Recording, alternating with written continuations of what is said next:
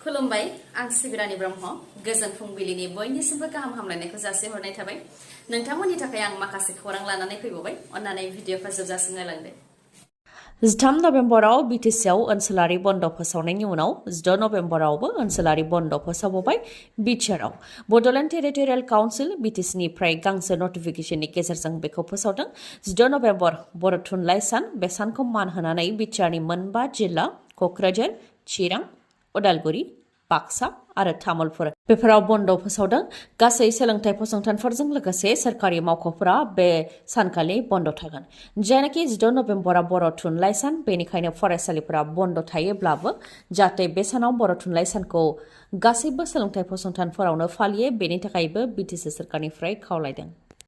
Helmet गानालासे motor cycle सालायोब्ला नों आरो आं जों सरासनस्रा सुबुंफोरखौ पुलिसा हमो आरो गोबां रांनि जुरिमाना होनो गोनां जायो नाथाय जों सरासनस्रा सुबुंखौ हमग्रा पुलिसखौबो माब्लाबा हेलमेट गानालासे मटर साइकेल सालायनायखौ जों नुनो मोनो नङासै आरो पुलिस जानायनि जाहोनाव जों बिथांमोनखौ जेबो बुंनो हाया जायो नाथाय बे खेबाव हेलमेट गानालासे मटर साइकेल बा स्कुटि सालायग्रा पुलिसनि हेंथाबो राहा लानो हासिगोन हेलमेट गानालासे मटर साइकेल सालायग्रा पुलिसखौ नोंथांमोनहानो अजद होनो हागोन बेनि थाखाय बरपेटा पुलिसा मोनसे फोसावथाय होदों सोरबा पुलिसा हेलमेट गानालासे साखा खबनै गारि सालायोब्ला लोगो लोगोनो बेनि सावगारि सेबखांनानै सावगारिजों लोगोसे थावनि अक्ट' आरो समायखौ WhatsAppआव दैथायहरनो हागोन नोंथांमोनहा WhatsApp नाम्बारा जाहैबाय 9864249599 खेबसे बुंबावनि 9864249599 जायफोर ट्राफिकनि नेमखौ सिफायगोन बेनि सायाव गोख्रों नोजोर लाखिनाय जागोन बे खोथाखौ मिथिहोदों बरपेटा पुलिसा सोरखाराव गैयाब्लाबो BPF दोलोखौ उन जानानै थानायखौ नुनो मोननाय जायाखै जायगा जायगा मेल मिटिं खुंनानै गामिनि रायजो राजाफोरजों गोसो फोनांजाबनो नाजानायखौ नुनो मोनबाय थानाय जादों आरो BPF दोलोखौ गोख्रों खालामनो थाखाय जायगा जायगा जयनिं हाबाफारिबो लाबोदों BPF दोला फिन BTRआव BJPनि खहा BJPनि बारग' आफादगिरिनि बिसिया BPF दोलाव हाबबाय BJP भेरगाव मण्डल ब्लक समितिनि बारग' आफादगिरि उदित खुंगुर बर'नि बिसि प्रमिला बर'आ BPF दोलाव हाबबाय फिसाय उदित खुंगुर बर'खौबो लासैनो BPF दोलाव हाबफैगोननि इसारा होदों बिसि प्रमिला बर'आ बेनि थाखाय सावरायनाया जागासिनो दं होननानैबो फोरमायथिदों बिथाङा गोलाव सम BJPआव थानायनि उनाव गोहोगोरा दोलो BJPखौ एंगारनानै BPF दोलाव हाबफैनायनि सायाव बिथांजोआ फोरमायथिदों दि थांनाय 2005 मायथाइनिफ्रायनो उदित खुंगुर बर'आ BJPनि जानानै खामानि मावबोदोंमोन नाथाय गोलाव सम BJPनि जानानै खामानि मावबोनायनि उनावबो नखरा जेबो मोननो हायाखै न' बांफोराबो थोरलां बोरलां थासारिसो दं होननानै फोरमायथिदों बेनिखायनो BPF दोलाव हाबफैनायखौ फोरमायथिदों बिथांजोआ गुवाहाटी नुनमाटिनि बन्दना कलिता मुंखौ नोंथांमोनहा बावबाय नङासै गुवाहाटी नुनमाटिनि बन्दना कलिता जाय फिसाय आरो बिखुनजोखौ टुक्रा टुक्रि खालामनानै बुथारदोंमोन आरो फ्रिजआव सोनानै दोनदोंमोन बे बन्दना कलिताया दिनै बिजिरसालिनिफ्राय बेल मोननो हाबाय Kamrup metro' district and sessions कर्टआ बन्दना कलितानो बेल होबाय जेराव बन्दना कलिताया नुनमाटि पुलिस थानायाव सप्तायाव खेबनैयै नुजाथिफैनो नांगोन आरो बिजिरसालिनिफ्राय गनायथि लायालासे गुबुन जिल्लायाव बारनो मोननाय नङा रायखांनो गोनांदि बन्दना कलिताया गुबुनखौ मोजां मोननायनि जाहोनाव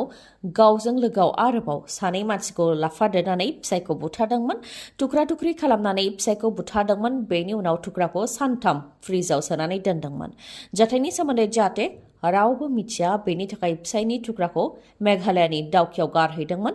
बेबायदिनो फिसायखौ बुथारखांनायनि उनाव बिखुनजोखौबो बुथारदोंमोन बन्दना कलिताया नाथाय बे गासै जाथाया जाथाय जानायनि 7 दान उनावसो सोराङाव फैदोंमोन 7 दान उनावसो पुलिसा बन्दना कलिताखौ लानानै दावकिनिफ्राय फिसायनि गोथै देहानि टुक्राखौ बोखांनो हादोंमन आरो गुबुन दाबसे जायगानिफ्राय सिखाखौ बोखांनो हादोंमन बे डाबल मार्डाराव बन्दनाखौ मदद होग्रा अरुप देखा आरो धान्ति देखाया सिगांनो बेलाव गबोखाबाय दा गुबै दायनिगिरि बन्दना कलितायाबो बेल मोनबाय नाथाय एसेबां गिथावना जाथायनि गुबै दायनिगिरि बन्दना कलितानो बिजिरसालिया बेल होनायखौ लानानै खाब जायाखै रायजो राजाफ्रा फोरमायथिनो गोनांदि बुथारनायाव बन्दना कलिताखौ मदद होग्रा अरुप देखाया गावनि हाबा खुंनो थाखाय बा गावनि जुलि खुंनो थाखाय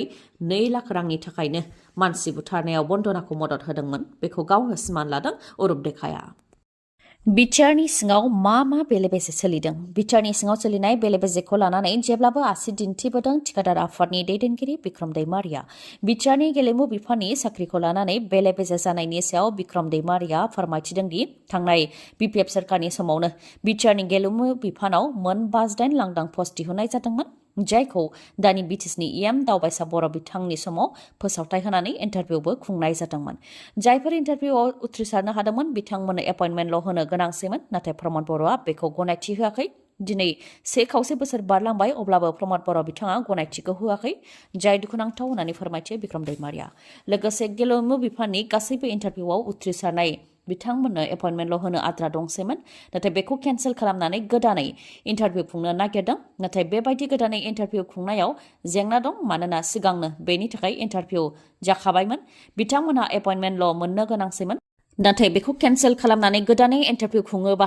बिथांमोनहा हाइ कर्टआव केस हैगोन आरो दा बेबायदि जानो थांगासिनो दं होननानै बुंथियो बिक्रम दैमारिया। जेरावनाखि ओनसोलनि सुबुंफोरानो साख्रि मोनथों होननानै दानि EM दावबायसा बर'आ इन्टारभिउ खुंदोंमोन, नाथाय प्रमद बर' बिथाङानो फाइलाव सागान होआबा एबा गनायथि होआबा दावबायसा बर' बिथाङा माबोरैहाय साख्रिखौ होगोन होननानैबो बुंथियो बिक्रम दैमारिया। लोगोसे फाइलाव गनायथि लानो थाखाय प्रमद बर' आरो अफिसारफोरनिसिम थांनायनि गासै रेकर्डआबो दंजोबो होननानै फोरमायथिबावो बिक्रम दैमारिया। UPPL दोलोआ गोजोनखौ रंजानो थाखाय मटर साइकेलजों हानजा सुरनाय हाबाफारि लादों। क'क्राझारनि बड'फा नोगोर ग्रिनफिल्डनिफ्राय लानानै काजलगावनि स्टेडियामसिम मटर साइकेलजों हानजा सुरनाय हाबाफारि लादों, जेराव UPPL दोलोनि गाहाय प्रमद बर'जों लोगोसे मन्त्रि उरखावग्रा ब्रह्म, EM फेरेंगा बिथांमोनजों लोगोसे UPPLनि गोबां दैदेनगिरिफोर आरो मावथिफोरा मटर साइकेल सालायनायाव बाहागो लादों। बे हाबाफारिनि गेजेरजों प्रमद बर' बिथाङा बुंथिदों दि BTR गोरोबथा बा गोजोन गोरोबथानि उनाव भारतनि गाहाय मन्त्रि नरेन्द्र मदि, नखर मन्त्रि अमित शाह, आसामनि गिबि मन्त्रि डक्टर हेमन्त बिश्व शर्मा बिथांमोननि आशीर्बादाव BTRआव बे 3 बोसोराव गोजोन फैबाय, जायनि थाखाय बिथांमोनखौ साबायखर बावो होननानै बुंथियो प्रमद बर' बिथाङा। लोगोसे बिथाङा बुंथिबावो दि गासै गामि ओनसोल आरो गासै हारिफोरानो गोजोन फैबाय होननानै बुंथियो। दा जिउ आरो धोन रैखाथिनि थाखाय साननांगौ गैला, दा बड'लेण्डनि मानसिफोरा जौगानायनि खोथासो सावरायो होननानै बुंथियो प्रमद बर' बिथाङा। आरो BTRआव गोजोन फैनायखौ बुहुमनाङैनो मिथिहोनो थाखायनो बे मटर साइकेल सालायनाय हाबाफारिखौ लानाय जादों होननानैबो फोरमायथियो प्रमद बर'आ। फैगौ 15 डिसेम्बराव BTR सोरखारा 3 बोसोर आबुं जागोन। बेयाव गोजोनखौ बयबो रंजानो नांगौ आरो गोजोननि खौरांखौ बुहुमाव मिथिहोनांगौ। दानिया जोंनि ओनसोलावबो बिथांमोना फैनो हासिगोन आरो बायजोनिफ्राय फैनानै जोंनि मानसिफोरखौबो खामानियाव थिसननो हागोन होननानैबो फोरमायथियो प्रमद बर' बिथाङा। बेनिखायनो गोजोनखौ रंजानो थाखायनो मटर साइकेलजों रेलि खालामनाय हाबाफारिखौ लादों होननानै फोरमायथियो। जायनाखि 15 डिसेम्बराव 3 बोसोर आबुं जागोन, बेनिखायनो 15 डिसेम्बरसिम गोबां हाबाफारि लालांगोन होननानै फोरमायथिदों प्रमद बर'आ। नाथाय UPPL दोलोआ BJPजों लोगो थानायनि उनावबो BJP दोलोआ लकसभा बिसायख'थियाव BPF दोलोनिफ्राय मदद बिबाय थानायखौ नुनो मोननाय जादों आरो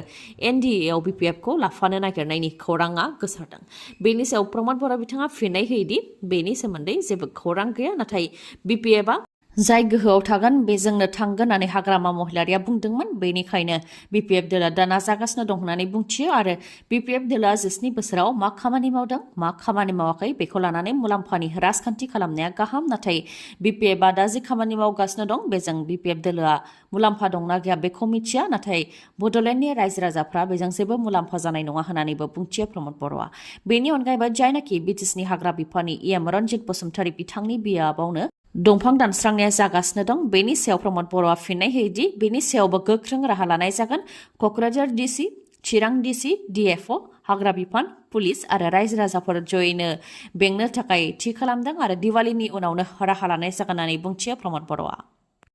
भारतनि सा 80 सुबुंफोरा पाकिस्ताननि कराची जेलनिफ्राय उदां मोननो हाबाय। सा 80 सुबुंफोरखौ पाकिस्ताननि कराची जोबथेसालिनिफ्राय पाकिस्ताननि सोरखारा उदां खालामनानै होबाय। थांनाय 3-4 बोसोरनिफ्रायनो कराचीनि जोबथेसालियाव जोबथेजानानै दंमोन भारतनि सा 80 ना हमग्रा सुबुंफोरा। लैथोआव ना हमनाय समाव भारतनि सिमाखौ बारनानै पाकिस्तानसिम थांफ्रांनायनि जाहोनाव बिथांमोनखौ हमदोंमोन आरो बिथांमोनखौ थांनाय गोलाव बोसोरनिफ्रायनो कराची जेलाव जोबथेनानै दोनहैदोंमोन। उदां खालामनाय सा 80 नि मादाव सा 77 आनो गुजरातनि थागिबिफोर। हिउमेनिटी ग्राउन्ड बा सुबुंथिनि थाखाय बिथांमोनखौ उदां खालामनानै हरनाय जाबाय बिथांमोनखौ कराची जेलनिफ्राय लाहौर फारसे लांनाय जागोन बेनि उनाव वाघा बर्डारनि गेजेरजों भारताव एंगार हरनाय जागोन गुबुन फारसेथिं भारतावबो पाकिस्ताननि सा 89 सुबुंफोरा जोबथेसालियाव जोबथेजानानै दं बिथांमोनखौबो जाहाथे सुबुंथिनि थाखाय उदां खालामनानै हरो बेनि थाखाय पाकिस्ताननिफ्राय जोंनि भारत सरकारखौ खावलायहरदों